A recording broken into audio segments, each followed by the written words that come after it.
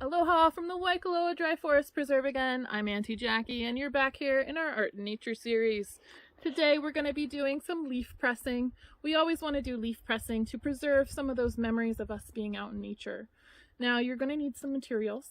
All of these materials you should have at your own house. We have some heavy books, we have some paper towels, and we have our paper.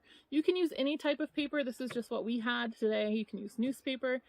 These items are just here to help wick up that moisture from those plants. So today I have some different specimens. I have the Willy Willy with the iconic trifoliolate leaf here. And then we also have our signature Elima, our habitat builder. So we're going to be using these books. So what you're going to want to do is you're going to want to open them up.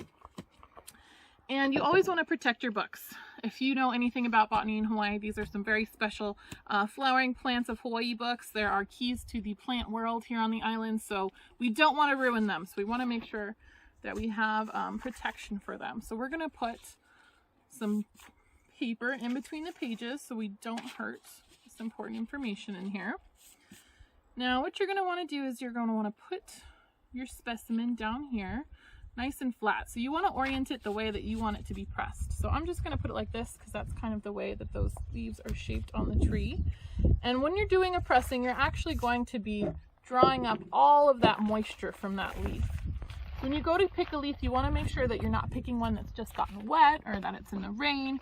You want to be picking one that's fairly dry, and if it has any fuzzy things on it, you kind of just want to wipe that stuff off. All right, so I'm going to put the paper towel right here.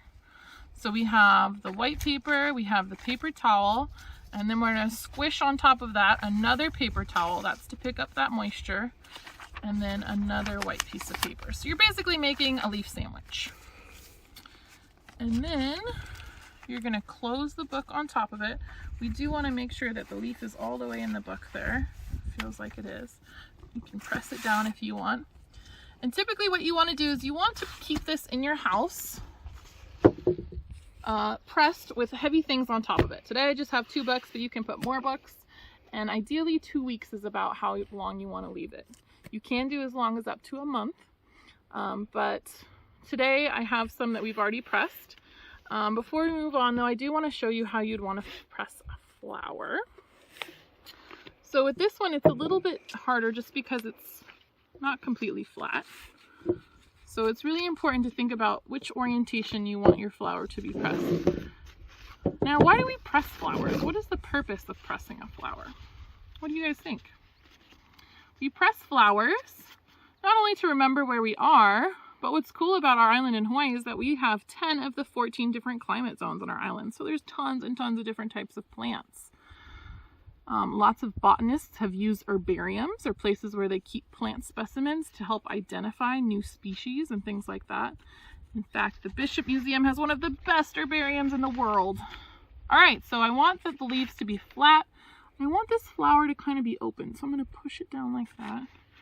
And then I'm going to put this on top, and we're going to make our flower sandwich again with our Elima. And there we go. That's all you got to do. Now the hard part is having to wait. So today I actually have one that I already did. Ta-da! So these are some of the different native plants that we have in our forest. We have Ohe Makai, we have Uhaloa, Aveoveo, Ohai, and Ma'ohauhele. So what I like to do with pressings is I like to make wall art. So you could frame this and put it on your wall. You could identify these and put the names, or you can make a bookmark, you can make note cards, all different kinds of art that you can make with them. And they're really good for gifts. Anyways, I hope you had fun learning about leaf pressing. Go home and make some awesome creations. Thanks.